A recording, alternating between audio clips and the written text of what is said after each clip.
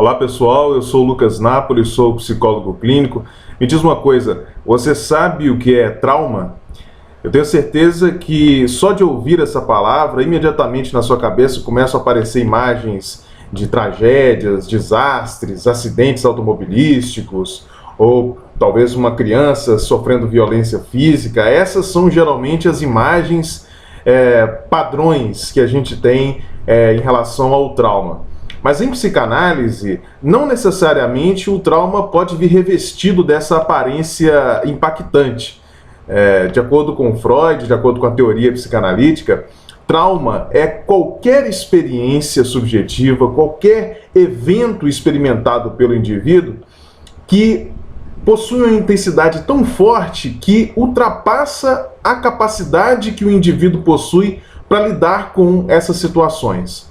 Então o que acontece é que o indivíduo se desorganiza, ele não é capaz de atribuir significado, sentido àquela experiência, e é por esses efeitos que aquele acontecimento acaba se configurando como um trauma. É claro que existem traumas que podem ser reparados de forma quase que espontânea e traumas que requerem uma intervenção de natureza psicoterapêutica.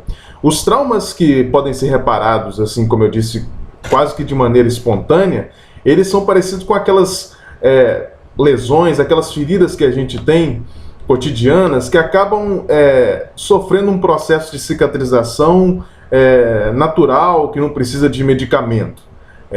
São os traumas, por exemplo, que muitas crianças vivenciam, por exemplo, quando se machucam, quando passam muito tempo sem ver os pais. Esses acontecimentos que para a criança são muito aflitivos e que de alguma forma ela não é capaz de entender muito bem, podem ser facilmente reparados através da adaptação ativa daqueles que estão à sua volta, seja por uma postura empática, uma postura mais compreensiva, mais acolhedora.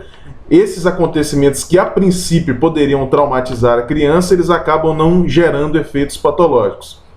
Mas há algumas situações que ultrapassam de fato os limites que a criança possui para lidar com aquele acontecimento e nenhuma adaptação vem da parte do ambiente. Aí nesses casos, qualquer acontecimento, por mais irrelevante que ele possa parecer ao observador externo, pode se configurar como um trauma. Por exemplo, uma criança que assiste à relação sexual entre os seus pais e não compreende o que está acontecendo, Freud demonstrou que isso tem uma tendência a gerar algum tipo de trauma na criança, caso esse acontecimento não seja de alguma forma interpretado, ressignificado pelas pessoas que estão à volta da criança. Então, nesse sentido, esse acontecimento que para a gente, que está olhando de fora, pode não ter importância alguma, pode de fato se configurar como um trauma para a criança e gerar vários sintomas que estão conectados com esse acontecimento de alguma forma.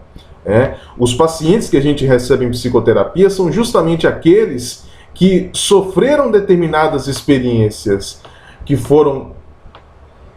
se configuraram com tamanha intensidade, que não puderam ser significadas naquele momento, que não puderam ser interpretadas, que não puderam ser apropriadas subjetivamente por aquele sujeito e que não contaram com uma contrapartida ambiental que fosse capaz de reparar os danos que aquela experiência tenha provocado.